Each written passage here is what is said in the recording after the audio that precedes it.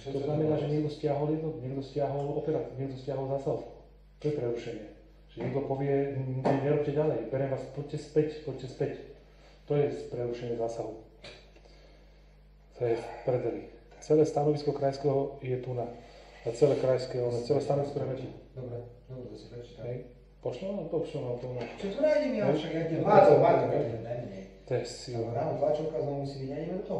A to tu ja potvrdili sme to, že polícia schováva jedného druhého. Sila. Ale hlavne, že im umožnila utiecť. Čiže to je akože... ešte hlavne aj schováva. Ja si že schováva. Jasné, že ich schováva.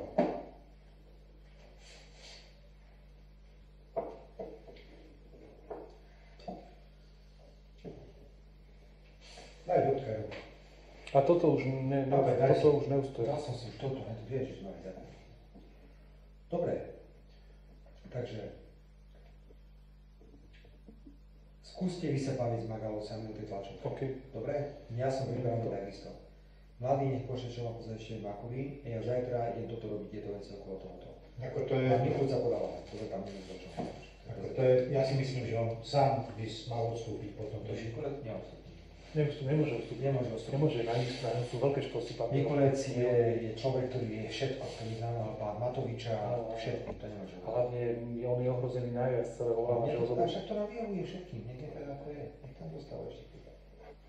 Ja ti hovorím, že na september popič. 1. september to ja už... Nejaký útok na Čaputovú, pán doktor? Ohľadne nejakých hamleských milostí. To je rozmýšľané, že Čaputová sa musí, to by bolo... To je nepríjemné pole, ona nepríjemné boli aj referendum, všetkému. Ona tam Čím bola toho 17. Toto, že to vlastne jej postoj toto umožňuje, že je vlastne za to nepriamo A zodpovedná. ona bránila spravodlivosti, normálne to môže. Jasné. Áno. A že od prezidenta sa požaduje rázny postoj. Teraz by mala ona vystúpiť a povedať určiť smer.